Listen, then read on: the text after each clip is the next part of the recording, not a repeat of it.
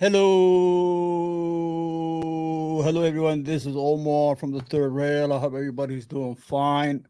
Good evening, good morning, good night, wherever you are. From my friend from India to Argentina to Russia to Indonesia to Mexico to all over the world. I hope everybody's doing good.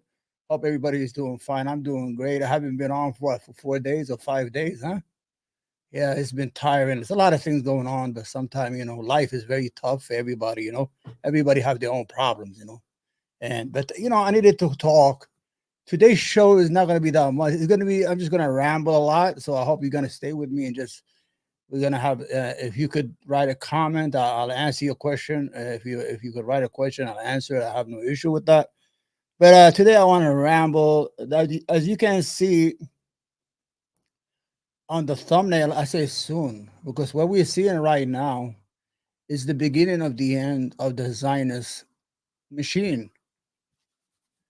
The Zionist machine is dying and is dying in Gaza. That was killing a lot of people because when you see that cruelty and that violence that they're doing in Gaza is you come to the conclusion that these people are only attacking women and children and hospitals and schools because they lost the war against an army that is what 20,000 people with RPGs, whatever. Or but the whole idea is in the last 3 months, Israel, more than 700,000 people have left Israel. That's it, they left because I told you. Israel is like a time sharing country. Like, when you have a hotel room once a year you go to, most of these people they go there because the free healthcare if they got to get a teeth done or whatever, or they go in summer they go to the beaches and they enjoy the sun. But they are not real citizens in the sense they are not invested in Israel. So as soon as things get a little bit out of control, they just leave because if you went to every if you went to every embassy in Jerusalem or Tel Aviv, and you will see how many babies, Israeli babies or Jewish babies, get their citizenships from other country. Like Jews from New York will go to the American embassy and get the passports. From Europe, they go get the passports because they know they are not invested in a real, true homeland. If they had been invested in a real homeland, they would not have this evilness and this cruelty toward the natives. They would have built a nation together with the Palestinians from day one. They could have came from Europe and said, "Listen, we just come from a bad time in Europe under Hitler, and a lot of people have died. And listen, let's build this country together." And slowly, I mean, we'll have a parliament and we have elections, and but no, I just want the Jews to be here, and if you're in the way, I will kill you and take you home, and that's it. You like it or you don't. And to add insult to injury, I'm going to keep on expanding every year as much as I can. I was given 55% of the land as a recommendation. There's no legal binding on that recommendation. I was given 55% of the land that I only own 6% of the property. So you can understand where I'm coming from here. Understand? So the whole idea is the Jews who came from Europe could have started on good terms. I mean, Jews and Arabs and Muslims had lived together for centuries, no issues, no problems in Yemen, all over the Arab world. A matter of fact, 60% of the Israeli citizens are Arab Jews. And when Israel collapsed, they will stay there because they don't have no place to go and they belong there and they have every right to be there. Our issue is with the Polish and the Lithuanian, the Ashkenazi, the Russian Jews, these people who just came from no place and they just using weapons to kill the natives of Palestine.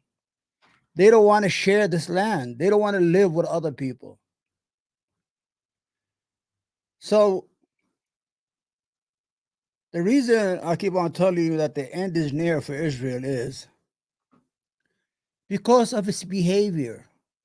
It has failed. The Zionist project, which is a racist ideology. Zionism is racism. Don't let there's a difference between Judaism and Zionism, and we want to. I don't want to conflate the both. Some con artists or some people who try to conflate both or try to accuse you of anti-Semitism because these are not the real Judaism. So when I'm talking about I'm not scared of any anti-Semitism because I'm not an anti-Semite or anything like that. What I'm saying is that the Zionist ideology, which is built on violence and racism, the first doctrine was called the Iron Wall. It was by a Lithuanian Jew named Dovisky or Davosky. The whole idea of the Iron Wall was this is in the 1930s. He wrote this, or that the only way the Jews could make Israel their homeland is by force. The Arabs, the natives, don't understand anything but violence. They don't understand anything else. You cannot talk with them or live with them. You have to use force. Either they leave or you kill them or you make life miserable that they leave. This is from day one. And then there's more violence. So that hatred has been building for a long time. A hatred of an enemy that has no mercy on your children, on your grandparents, on your women, on your infrastructure, on your cities. You understand?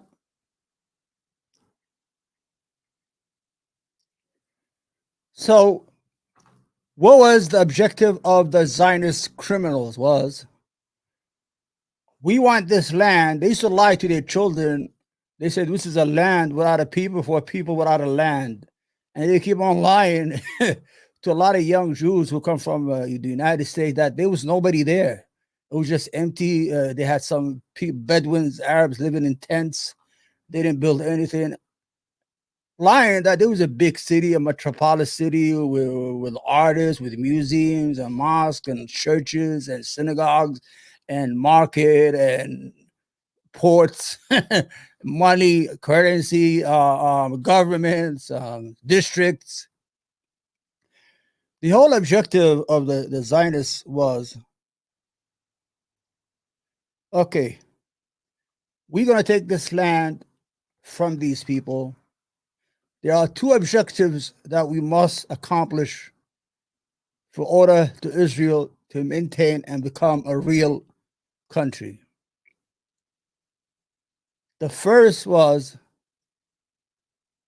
it must be a safe destination for Jews, that Israel must be safe for all Jews to live in.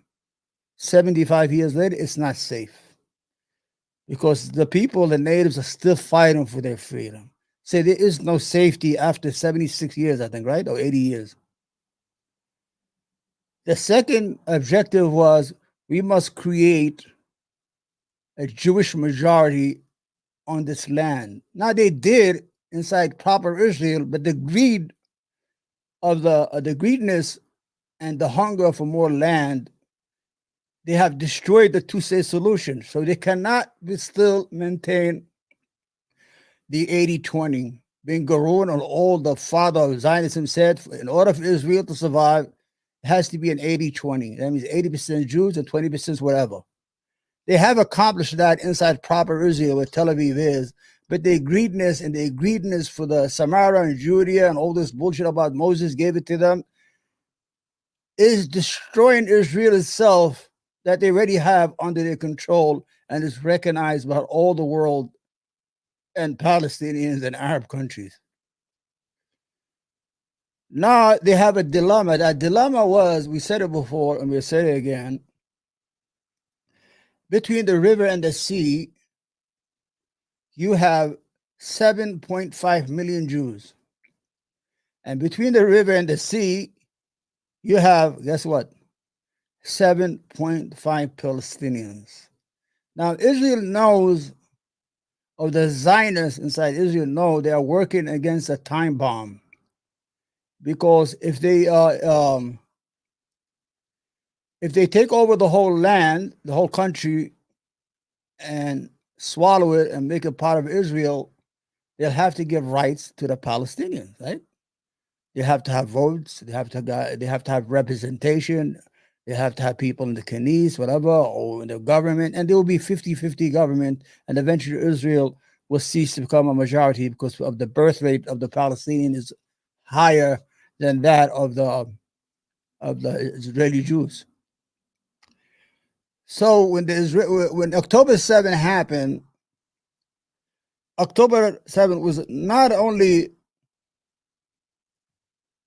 a cry for help from the Palestinians who have been forgotten in Gaza and been under a concentration camp for almost 56 years, and the last 20 years have been very worse, where even chocolate, Pampers, diapers, certain food is not allowed into Gaza because they don't want chocolate to go into Gaza, as if they're going to make bombs on them.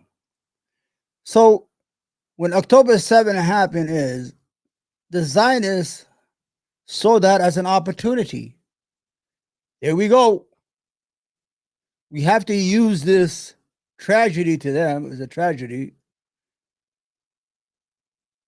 to get rid of 2.5 million people in one shot. This way, we can encompass Gaza and the West Bank into Israel, and the Israeli population will be 3 million more than the Palestinian, and we solve the problem for another 10, 20 years, and then we'll talk about it after 20 years. Now, the whole issue is other countries don't want to take the Palestinians. And so far, we don't know how the movie is going to end. This is a movie right now, what's going on in Gaza. It's a movie. It's a Hollywood movie made by the United States and Israel. Imagine the United States giving billions and billions of dollars and weapons, but are not able to give food directly through the border of Israel or Egypt. They have to go in the sky and throw it from the airplanes or build a port to bring in food from Cyprus, which is I'm very suspect. I don't trust the port. I just don't trust the port. I don't know why they need to be a port to bring food, while it could easily come through trucks from Egypt, like it has been going on for the last 100 years. Now, my suspicion of the port is after they feed him, after this thing comes to, after Israel calms down and had enough of children dead, then they come with the idea of voluntary migration. What that means is they give money to people like 10,000, 20,000, 30,000 to migrate. But the problem is who's going to take the Palestinians? Europe cannot take, because Europe has an issue with the refugees, with right-wing movements and governments coming to power over the issue of refugees, that they feel that they have overcrowded European culture with foreign entities from the Middle East and all over the world. So Europe is a no-no. Maybe Canada. Canada's empty. The United States is probably a little bit, but what do you do with 2.5 million people? It's impossible. Nobody's going to take them.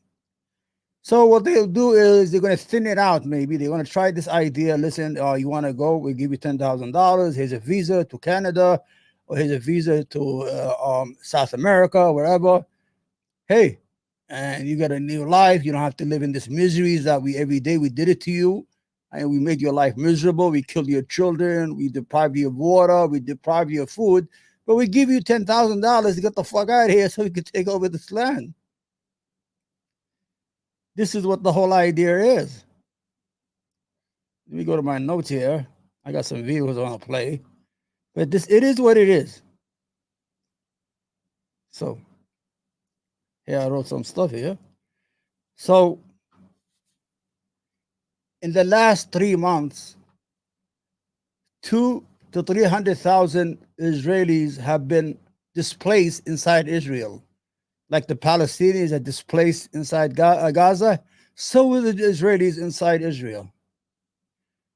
Almost 700 to 1 million Israelis have left Israel. I said that in the beginning, which is dangerous for Israel. Israel is in the business of bringing in people, not getting rid of people. They don't want people to leave. They don't want people to leave because it is not in their interest for people to leave. So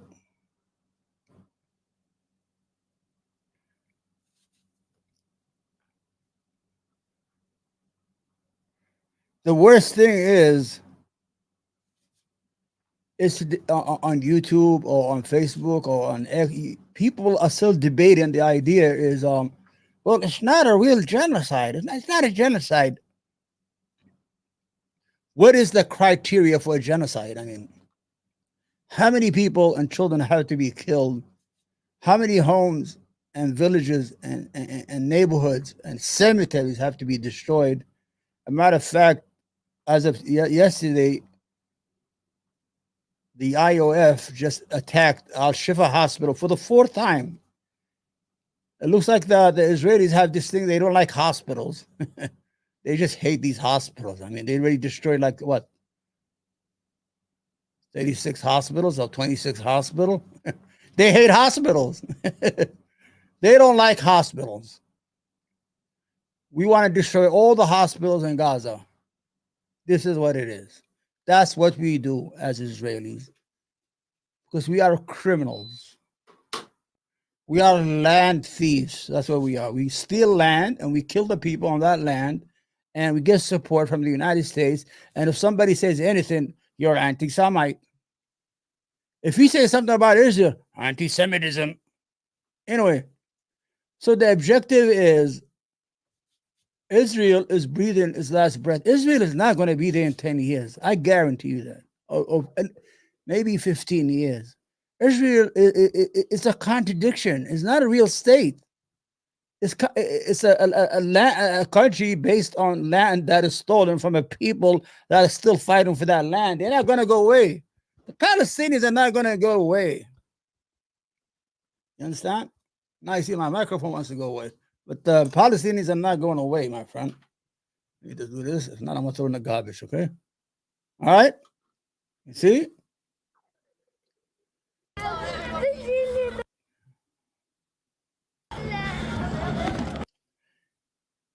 He will fight you. This is the next generation of fighters and freedom fighters that you will have to fight all your life. You see? You see how his village, how his neighborhood has been destroyed. His parents have been killed. His brothers and sisters have been murdered. He will fight you. I want the Zionists to know this is the next generation of Palestinian fighters.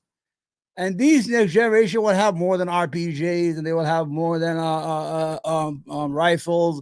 They will have more than AK-47s. They will have more weapons to fight you. You're not going to survive. This is not your land.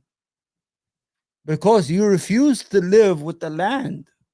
You refuse to accept other people next to you and live with other people, with the natives. Instead, you came under the idea is, I'm going to kill my way to settle in this land.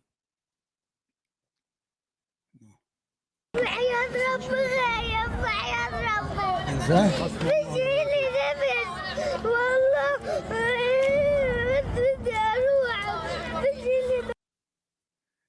His tears will not go unanswered.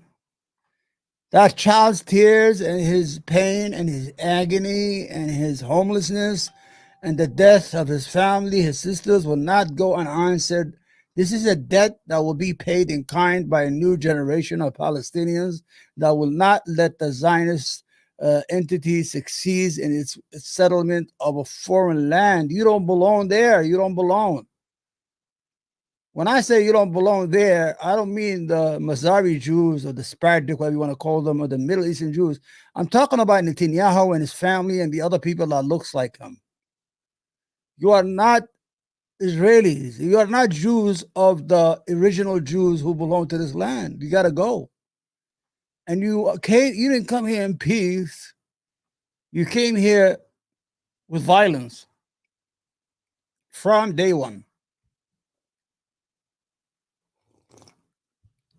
As you were coming refugees from Europe, you were training with the British Army how to use weapons, how to become armies, slowly training as terrorist organizations, as waiting for the moment to take over Palestine. And when that moment came, you were better trained, better weaponized, better everything, because the evil thing called England gave you that land and gave you those weapons.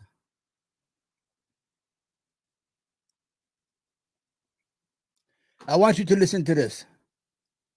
The greatest tragedy in history. Okay, listen to me. The greatest tragedy in history is the British Empire. It is the greatest tragedy in history that this island became an empire and created all this pain and violence in its wake, where it created borders where their borders were not, where it stole the wealth of nations, where it created enemies, where it put minorities in rules and the majority as subservients, created hatred between clans and villages and cities and states. It is the most tragic empire in history. Evil. Every way the British Empire was and it left, there is violence, there is hatred between the people that were there. There is disputes over land and places and borders because the British Empire, with its evilness, and the French created borders that were purposely done to create conflict. You see how when you get on Twitter or X, and they always feed you that people that you disagree with you. Like me, I always get pro-Israeli tweets, and I'll be fighting all day. You're a piece of shit. You're a piece of shit. It is purposely done to create conflict on Twitter, to create response. Because if everybody came on my feed I agree with, there's nothing to write. There's nothing to get, and that's what the British did. The British Empire was the original algorithm of hatred and world disputes. In its wake, it left displaced people, homeless. Imagine what the French did. Let me show you how fucking scumbags they are. You have the Kurds, right? The Kurds are about 30, 40 million people. They have a history, they have attachment to the land, they had science, they had everything, and they deprived them of a homeland. They cut their whole country to pieces. They gave Iraq some, they gave Turkey some, and they gave Syria some, and they gave the Iran some, and deprived the Turkish people of a homeland. Unbelievable how evil and gave the Jews from Europe a homeland that they don't that is not theirs. They gave away what's not theirs to the people that do not deserve, and they deprived the people of what is theirs, and deprive them of what they are supposed to get. You see, the two people are.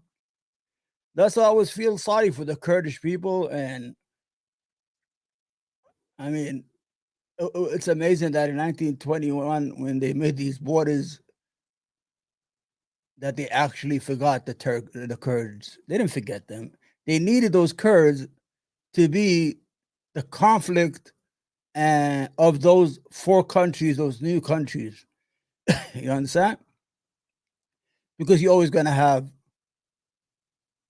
guerrilla movement in Iraq by the Kurdish Iraqis and by the Iranian Iraqis, by the Turkish Iraqis against Turkey, by the Syrian Kurds against Syria. So they needed these people to be homeless and stateless, but give them weapon and time so they will be the fear that they will put on those countries. So they deprive them of that land. But they didn't see anything wrong with giving Palestine to a people who are Eastern European. They are not culturally, they don't have nothing in common. They give you this idea, even a lot of people say, oh, they do have a calling, Jerusalem and Moses, but these people are not from the region. If Netanyahu and me took a DNA test, I would be more Jewish than Netanyahu. Netanyahu's DNA will be Eastern Europe or Europe. That's it. Nothing in the Middle East. Not even a dot. As of me, I'm from Yemen. And in Yemen, I am the descendants of the Himyar Empire, Hiymar. You can look it up. It was the biggest Jewish empire within the South Arabia before there was Christianity, before there was like this is 3000 BC. It's controlled Himyarian, it's called in Yemeni. It's controlled the whole southern tip of Arabia, and I am the descendants of that empire. That means those people were me. My forefathers were Jewish of that time. Before some of them converted to Christianity, then they converted to Islam. As new religions came, a lot of people converted to Christianity in the Arab, believe it or not, in the Arab Peninsula. Then Islam came, they all converted to Islam. But you could tell there are some names and cities and towns and villages that have could be assigned to Jewish history in that region. So you have these people, that's why they're so evil. You see, the most hatred is from European Jews in Israel because they know they don't belong there. So they're very, I mean, they kill the Palestinians. They will kill them in a minute, in a second, without even thinking about it. You understand what I'm saying here? Are you guys still with me or what? It is what it is, huh? All right. So I've been gone for 4 days. I really do. I really do believe that Palestine is coming soon, inshallah. I do really believe it because out of this madness and this evilness, something good has to come out. I don't think that Israel gonna go back to what it was before October 7th. That's why it continues to kill and murder and destroy without any hesitation. Not even taking advice from its clientele who gives it the weapons. The United States, Joe Biden, all over Germany, all these countries that give it weapons to kill these children, these women. They're not even taking advice or any consideration from them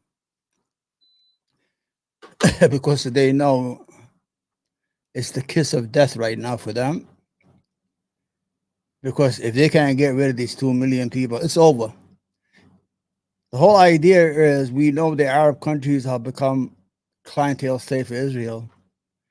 But if the Palestinians are able to stay still, stay fast in their country, not leave no matter what, if Israel isn't able to get rid of these 2 million people, Israel as a country will not be there in 10 to 12 years. It's over. All right, let's go see what's going on here. Hello.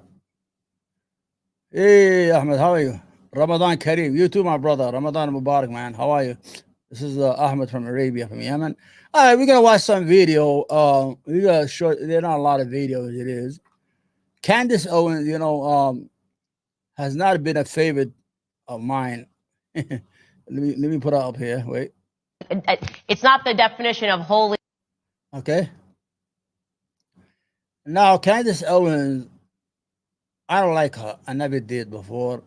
I'm starting to like her now, for the sole purpose that she's actually what happened? She's actually where's the thing? Yeah, there you go. She had an issue with a rabbi called Rabbi Shmuley or Shmuley or Smully. This guy is a fake rabbi who runs around. You saw him. He was in. Well, I gotta lower the lights, right? Too much lights. Why you didn't tell me, guys? So she had said something defending herself against Rabbi Shumli, or whatever his name, and his daughter, who were attacking her. Because these days, there are certain people in the Jewish community who are using this anti-Semitism as a way to blackmail or thrust fear in other people. You're anti-Semite. Oh, I'm gonna come here and take all your money and cancel you. You understand what they're doing? And some people are shameless, like this guy Rabbi Shmuley. You know, I don't know what to tell you. I tried, huh? So Rabbi Shmuley This is another. This is Rabbi Broccoli. So there, she had a fight with them, and she said something, and every time she says something, they say, "Let's see. This is. Let me see. Okay. Cry. Okay. I don't know if I have the whole segment here. The rabbi wants Candace Owen to say that October 7th's victim were more important than the 30,000 Palestinians who have been killed in Gaza. It shows you the idea of supremacy of the chosen one mentality, of the chosen people mentality that these motherfuckers have. And I'm proud of Candace Owen because she does not say it. Because and it was disgusting the way he was trying to make us say it. And I'm watching like, what are you doing? Wait, hold on. Okay, what are you doing? So let's listen to this. Let me go. Okay, there we go. Let's start. This is Rabbi Barkley, and this is Candace Owens. It's a whole hour, but I only took like 2 minutes from here and 2 minutes Would from not there. condemn these horrific events. You don't condemn them uniquely evil. You put them in pari-passu relationship. So you're saying that even though I did, so now you're admitting that I did condemn Hamas, even though you wrote she refused to condemn Hamas. What condemnation is? Is this where you really want to go? Is have an English discussion? No. See, the rabbi is not satisfied that she's condemning Hamas. She's condemning Hamas. That's what they want, right? They always say, "Oh, you got to condemn Hamas." He wants more out of her than that, and I'm proud of her the way she handled herself. And she looks scared because she knows that her career is involved. I mean, these motherfuckers don't care. You wrote she refused to condemn Hamas. These are your words. Because when you put that, at the moment you say that they have a moral equivalency with anything else, that's not condemnation. No matter. I didn't. I said it's sad when an innocent. It's not condemnation, and is it's it, not. I'll just ask you a question. Is it sad? Candace, is it sad? Sure. Sit there and do that. I don't want to cut each other off, okay? Because clearly what we are having here is just a disagreement. There's no reason to get angry. Do you think? Do you think it is sad when an innocent Palestinian child dies? She got him. Candace, I cry every day. And it's not just for Israel. You do not cry every day, you phony motherfucker. Wallah, he doesn't cry on anything. He just wants to be on TV and make money off the issues. I cry every day. Throughout the interview, he tried to cry, but he couldn't get a tear out. You can get one tear out. He tried to cry. And this is one of the things you clearly do not understand. Okay. The same way most don't, who are anti-Semites, who don't get it. I cry for what's going on in Israel. No, you don't. I cry just as much for what we are forced to do. Golda Meir had a great quote. Here we go. He's going to do that quote. We can forgive you for killing our children, for killing our children, but we could not forgive you for letting us killing your children. Fuck you and fuck Golda Meir. Go ahead. She said that one day we may be able to forgive them for killing Israeli children. We will never be able to forgive them for making us kill their children. Well, okay, Rabbi, I'm going to tell you what. Rabbi, let's forget about forgiving each other. Just get the fuck off the land and everybody will be happy. Don't forgive us. We don't forgive you. You put a fence. We put a fence up and everybody's happy. All right? There is no need for you to be to get upset. Don't worry. All right? Does that sound fair, guys? Sounds fair. Let's go. So what about my statement of saying that I also cry for Palestinian children is wrong to you if you also admit it is sad when Palestinian children die? It's painful, but it is not in any way, shape, or form morally equivalent to October 7th. That is the anti-Semitic bigotry. But I didn't say that. I just want to be clear. People are watching. It's just not what came out of my mouth. But I'm not going to. I don't want to get hung up. I don't want to get hung up on that. I want to now point to. You said I wanted to talk about the depravities. I'm going to quote it. All right. I didn't have the whole thing, guys. The whole time he was trying to make her, because she said she wrote something and she said, I feel sad for Palestinian children. He said, you cannot conflicate both. October 7 is different.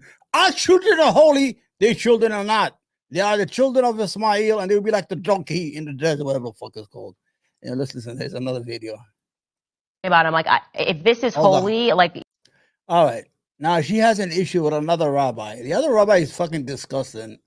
Him and his daughter, they sell sex toys, you know, disgusting stuff, sexual idea, and he says he's a rabbi. Now, let's listen. I mean, I should have bought the whole thing, but I don't want to watch the whole thing, man. It's too long. See, I started itching. My body is not made for this shit. I got allergies, man. Okay, now he wants her to apologize, I think, to the other rabbi. But she came out strong. this is holy, like, you know, selling butt plugs with your daughter. I don't know. Okay, Maybe wait. you're right. I think it's gross. All right, I think so- it's disgusting. And I do not, it's not the definition of holy in the Christian faith, is what I would say. It's weird to me. Well, okay. It's very, and this could be a difference in our religions, but by the way, your religion does not trump my religion. So I think that you should respect the fact when I say something is unholy, I am referring to my religion. His relationship between him and his daughter is very creepy to me. The sex podcast is very creepy to me. That's the a idea fake laugh. of sitting down and talking to your father about, you know, topics of sex in any regard is creepy to me. Him promoting butt plugs that are sold by his daughter is creepy to me. I have a right to say that I find this to be utterly unholy and that any faith leader, at least in the Christian community, would agree that all of this is giving us very weird vibes between the father and daughter relationship. I can say that all I want. And I do think that part of it, and this is where we get to the topic of where people perceive this and they say, is this a form of Jew supremacy? To say, suspend your Christianity because my Judaism matters more, is the feeling that I get when you say, you don't get to say it's an unholy rabbi. Pornography, Okay, you know what, pornography is unholy in my view. You might disagree Okay, with that. It is Candace. unholy to Christians. The topic of pornography, peddling pornography, selling butt plugs, you know, the commercialization of pornography is unholy. And I'm going to continue to call him unholy because that is what I deem him to be. And I say that as a Christian. All right. You made your case. Candace, you made your case.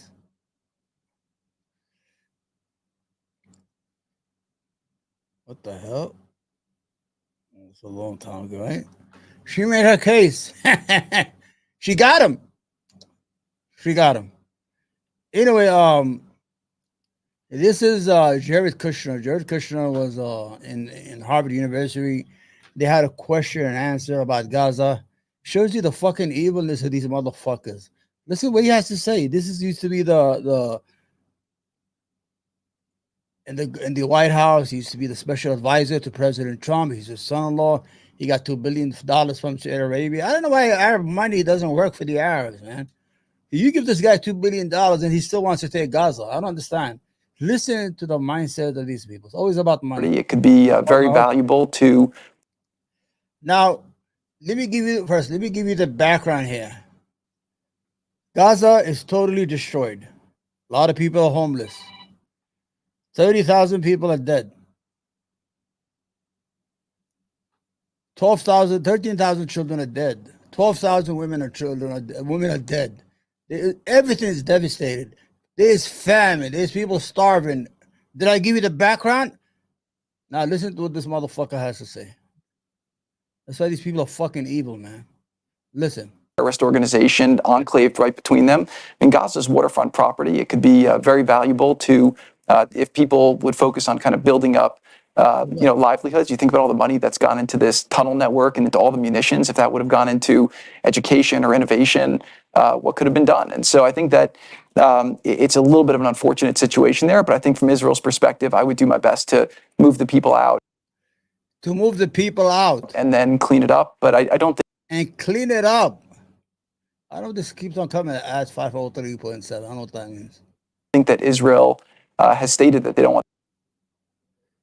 So what he's saying here, Kushner here, Jared Kushner here, the window boy, he was the man for everything in the White House here. I don't know why his voice sounds like a fucking bitch. Excuse my language. But he's saying we should clean up Gaza and use the property as a front beach properties and sell it and just move the Gazans inside or into Sinai you know, these 2 million people are in no way. I mean, we just take their land again and just we'll have these properties and these condos within the beach, and everybody will be making money. And look, these people are fucking disgusting, man. They are evil, man. These people are evil. Evil. I mean, real evil. You understand what I'm saying here? Evil. He has no sense of reality or sense of people existing around him. He thinks that everyone is subjected to his value, and his value is to get rid of the people and sell the beachfront land and make these French beachfront condos. People will come to Gaza on vacation. It's all about money for these people. Fucking evil motherfuckers, man. Wallahi, they're evil. So Jared Kushner, he got $2 billion from Saudi Arabia. I don't know for what. And they're gonna give him more. Even the Gulf Live LIV that the Saudis did, they did that for Trump, so Trump could rent out his golf courses. I mean, they lost a lot of money with Trump. Now, if Trump becomes president, the Saudis better count a lot of money. Last time it's $2 billion. This time it's gonna be $4 billion.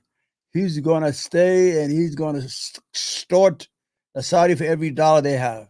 Now, as I saw this video here is because again, these.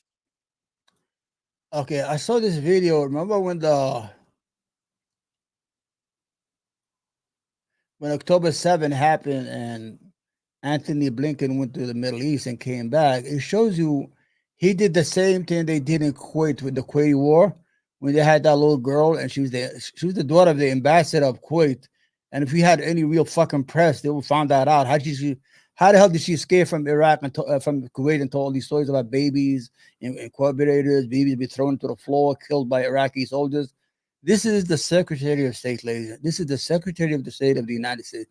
He's a Zionist. His father's a Zionist. His grandfather is a Zionist, even in the 1930s. Zionist about Zionist about Zionist. And what? He controls the White House. Hold on.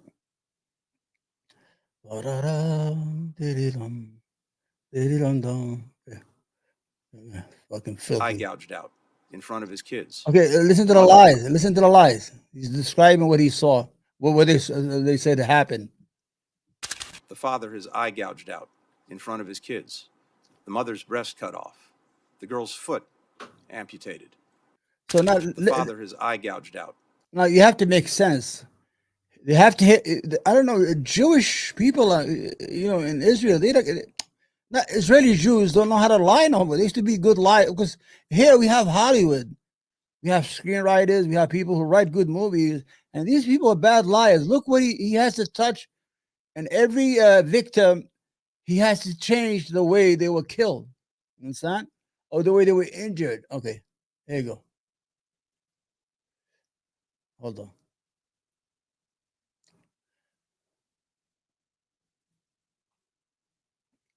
The father his eye gouged out in front of his kids. Yeah. The mother's breast cut off. The mother's breast was cut off. The girl's foot. So the father got his eyes poked, and the mother got her breast, and the daughter got the foot. It's like these fucking Palestinians are very choosy in how they injure people. Every person in the family get a different injury. Amputated. The boy's fingers cut off. So the daughter, they cut the feet off, right? The toes, right? And the kid, they cut off the finger, and the mother the breast, and the father is the eye. And then what happens in the end? Before they were executed. And they killed them all. Executioners sat down and had a meal. Okay, so you got to ask yourself, you have to make sense. This is the Secretary of State of the United States. Now you have this group of people who just attacked or invaded Israel and have taken over 13 military commands, and they did kill some people. I mean, we're not gonna say no, but it is the description of the lies that they actually took the time to go into a house, poke the father in the eye, cut the mother's breast, cut the daughter's feet, and cut the son's fingers. So he has to hit all corners. You understand? And this is what they sold the United States on, and this is why 30,000 children, 30,000, well, 40,000 now, 40,000 Palestinians are dead right now in Palestine. That's what this society is dealing with. Yeah, monster. Oh, wait. I gotta shut the music down. Wait, hold on. I gotta shut the because YouTube, everything is a. Hold on.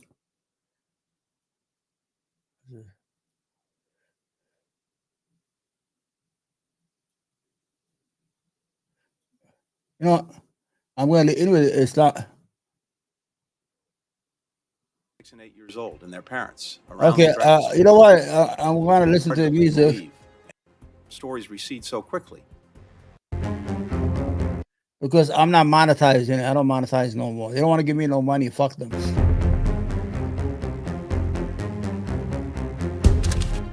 Including, and if you'll forgive me, because again, these stories recede so quickly. A family at its breakfast table at one of the kibbutzes. And by the way, the profound irony of attacks on kibbutzes, the very people who most ardently believe and want a future of peace between Israelis and Palestinians. Okay, let me tell you what a kibbutz is. I never knew what a kibbutz is before, so I read about it. The kibbutz is a community of like liberal Jews, liberal Zionists, and the Zionist liberals are the worst than the right wing because the right wing you already know who they are. What they do is the kibbutz is they come to a certain area, and they build that area and to settle it. They settle us. That's what they've been doing for the last 100 years. They've been stealing land and settling the land. Kibbutz are not a peaceful places, and why would you have them right at the border of Gaza? So these kibbutz, they told you, oh, these are free, go in there, 100 people. Yeah, 100 people live in the community, but the whole purpose is to make that community alive and bring it to life and assert their dominance over the land that the kibbutz is on. So in other words, they are liberal Zionists who have the same ambition as the right ones, the right-wing ones, is to settle more Palestinian land. That's it. A matter of fact, I think the worst liberals, the worst Zionists are the liberals, Zionists, because if you see all the settlements, the most settlements in the West Bank was started by the Labour Party, which was supposed to be like a socialist-like party and a liberal party. So it is not, they're all the same thing. It's just the same monster with different masks. They all hate the Palestinians. Imagine you're only 1 hour away and you these are the Israelis and you have no reaction of what's going on inside Gaza. And a percentage, 76% of Israelis say that the Jewish army is not doing enough. That the 30,000 people dead is not enough. So you understand their mindset. So liberal or right wing Zionists, they're all the same garbage. You understand? This is what it is. What it is. Even I'm gonna get that later on. Okay. Let him finish. Palestinians, a future of 2 states. A family of 4, a young boy and girl, 6 and 8 years old, and their parents around the breakfast table. All right. The father, his eye gouged out. So remember, the terrorists ate after they killed the other people. Now the story starts with the Israelis are eating. So as the story finished, the terrorists killed.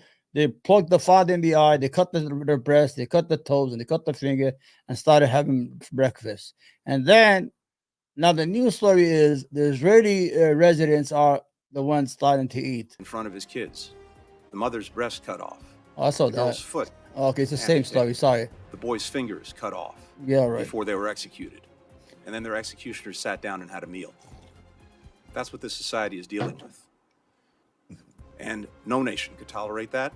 Yep. And as we've said repeatedly, as President Biden has repeatedly made clear, Israel has not only the right, but the obligation to defend itself and to try to take every possible step to make sure Israel has every right to defend itself, and I agree with you. Matter of fact, I used to be a confession. I was a one-state guy, one-state solution before this. I really did. I said, well, they're building all these places. So if they're building on the West Bank, depriving a state for the Palestinians, eventually they're going to have to end up with one state, and then eventually they will be forced to accept democracy. I didn't know this motherfucking evil they were up to no good. You understand? Now after 30,000 people dead, I'm not with that shit. Can't live with these motherfuckers. You saw what the soldiers did. The soldiers were blowing up home as gifts for their children. They were taking women's underwears and lingerie, women's. Talk about breasts. All I saw Israeli soldiers playing with women's clothes, women's underwears, women's breasts. What do you call it? The breast thing, lingerie, and they stole people's clothes and gold and rings. Bunch of fucking animals, man. Alhamdulillah, thank God they were exposed in this war. They were exposed. They've been lying for 75 years, man. Lies after lie after lie, and nobody believed the Palestinians until today. Yeah. Sure this doesn't happen again. We've been equally clear that it is vitally important how Israel does this. Yeah. And the imperative of doing everything possible to protect civilians as well as to care for those. Okay, he said that before the war. How did it turn out? 40,000 people are dead. These are fucking liars, man. Don't believe them. They're liars.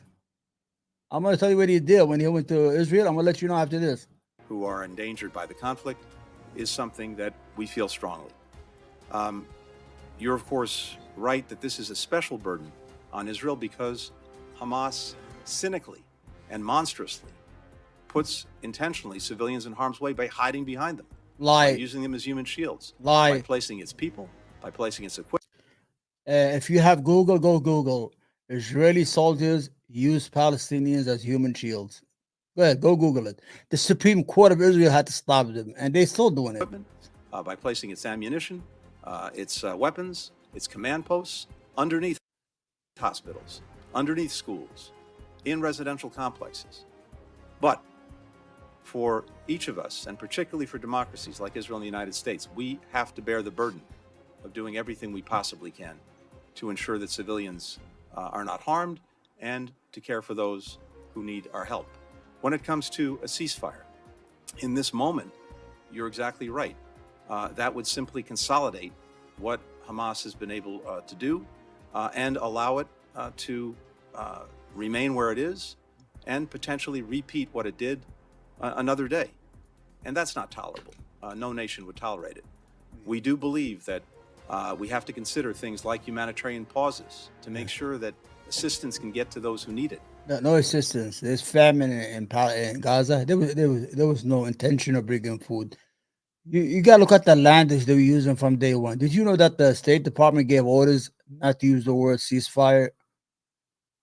So it's been from the beginning. They are together on this one. They are the same motherfuckers. The same, like that guy George Galloway says that they're the same. The same about back cheeks. I don't know how he says it in the English language, in the British language, but the whole idea, this piece of shit here.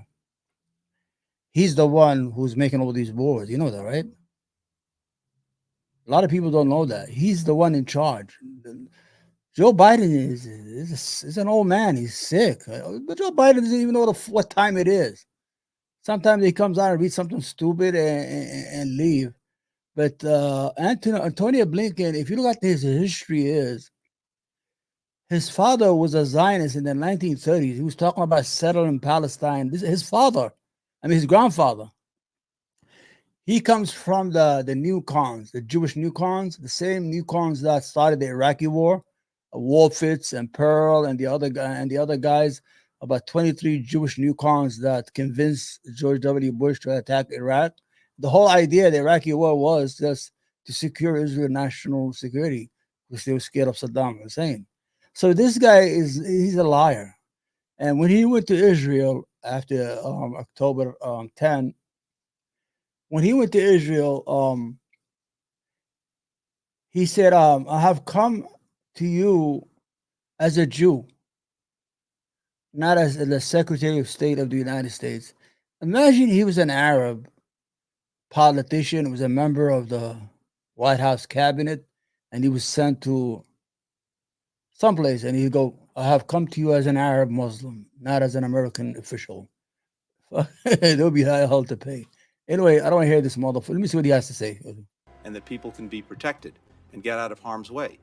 But we can't have a situation where there's a reversion to the status quo, where when this is over, it goes back to Hamas being responsible for the governance and if you want this to be over, you have to get rid of the occupation. Very simple there, Antonio. You know what the answers are. Stop playing dumb. You know what the so-called answers security of Gaza, because that's simply an invitation to repeat what happened. And again, no nation would tolerate that. And you know what, Antonio? Let me bring him so I can look at his face. And you know what, Antonio? Listen to me carefully. Israel will not rest or feel secured until it grants the Palestinians their right to self-determination, to self-rule, to a state of their own. Very simple. Israel will not relax or feel safe or able to build itself and become a real nation until it gives Palestinians the right to self-determination. And like I told you before, Israel will collapse. Israel will not collapse because of a war from outside. Israel will collapse from within, and it will be fast. It will not be like it will be just poof, because it's a contradiction. It's all these people pottled together, Jewish from all over the world who don't like each other. There's racism inside Israel. The Ashkenazi hate the Arab Jews. The Arab Jews hate the Ethiopian Jews. There's a lot of issues going on. And then you have two groups of Jews that are Messianic Jews who are led by the right wing. Now they have weapons. 100,000 of them have weapons now. Those weapons eventually will be used against other Israelis. You'll see as time comes in. So it will collapse eventually, because you're not going to be able to live in peace while your neighbor is living under your feet. It's impossible. Anyway, let me show you this fucking animal here. Have been killed. Okay. This is Michael Rapport. Does he look like he's from, let's be honest. Does this face looks like it's from the Middle East that has DNA from the Middle East? Look at that face, that ugly face. Looks like a orangutan's ass. You know, the orangutan, the monkey, it looks exactly like its ass. Here he is. You know, you dummies keep saying 30,000 civilians have been killed. 30,000, and they're mostly women and babies. Yeah. How many Hamas terrorists have been killed? You don't have any documentation of that? You know, any details of that? How many of those raping, murdering, arsoning, kidnapping, motherless have been killed? You don't have any numbers on that?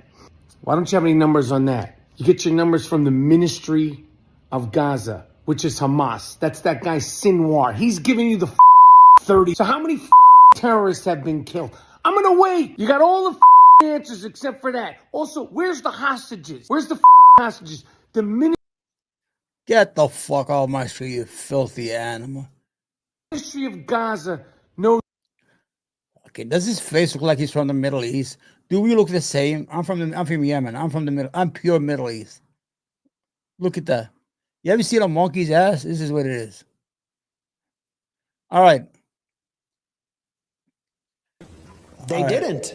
All right, before we go, this is Max Blumenthal. Max Blumenthal is from the Gray Zone. He's been in Gaza. He did a movie called Killing Gaza. If you want to watch it, it's a very emotional movie about the 2014 bombing of Gaza. He was asked to speak in an award ceremony. I think he got an award by some Democratic women organization. He was asked, let me see what the question was asked. Why did they start, I think, the October 7? Of course, war is horrible, so why did the Palestinians initiate this war with their vicious attack on Israelis on October 7th? Well, they didn't. They didn't. This war has been going on for 75 years. Israel initiated it in 1948 by ethnically cleansing 750,000 people. We must expel Arabs. We must expel Arabs and take their places. We must expel Arabs and take their places. And if we have to use force, not to dispossess the Arabs of the Negev and Transjordan, but to guarantee our own right to settle in those places, then we have force at our disposal. David Ben-Gurion, the first prime minister of Israel, said that in 1937. And that's what they proceeded to do. The people in Gaza, this is what you need to understand. The people in Gaza, over 80% of them are refugees. Many of them are from a place called Majdal Asqalon in what is now southern Israel, in a city called Ashkelon. And they were dragged from their homes and driven from their homes, placed in prison camps, barbed wire prison camps, and then dumped in trucks in 1950 into the Gaza Strip, where they would be permanently warehoused. And then Israel proceeded to move Arab, Jewish refugees and Russians into Ashkelon to prevent them from ever coming back, and pass laws to prevent Arabs, Palestinians from being able to return to their homes. 750,000 were ethnically cleansed. For 18 years, the remaining Palestinians, 100,000, were internally displaced inside Israel. The remaining were put under military rule. They were under military occupation until 1966. Then in 1967, Israel violently, in a war it initiated, occupies Gaza, occupies the West Bank, occupies the Sinai Peninsula, the Golan Heights in East Jerusalem, and then invades Lebanon in 1982, attacking Palestinian refugees there, puts Gaza under siege in 2005. No one can get in or out without Israeli military permission. We must kill and kill all day, every day. That's according to Arnon Sofer, an Israeli government consultant who helped devise the siege of Gaza. For years, Israel would not allow certain chocolates and A2 paper into Gaza. And then they began these brutal military assaults, which they call mowing the lawn. Slaughtering a few people will leave Hamas intact, but teach them a lesson. And I talked to you about those assaults that took place on Gaza. So this didn't come out of a vacuum. You're not going to be able to hold people under siege, to cut them off from the world, and then expect them to just play along.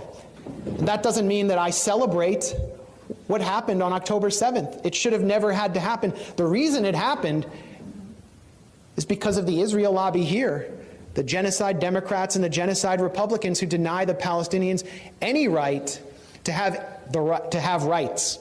And it's the right to have rights that defines you as a citizen. They're citizens of nothing. And now we see what Israel really thinks of them, really thinks of their children. Gaza has become a graveyard for children, according to UN Secretary General Antonio Guterres. So this didn't start on October 7th, and it's not going to end. Wow. That was powerful, man. That was Max Blumen. I love that guy. I think he's perfect. He just answered the question straight and honest. He's a Jewish American. Like I told you, he has lived in Gaza. He made movies in Gaza. And what is it? Let me see what I have here. Don't worry. Your tears are not going to go to waste, my son. Your tears are not going to. Your tears.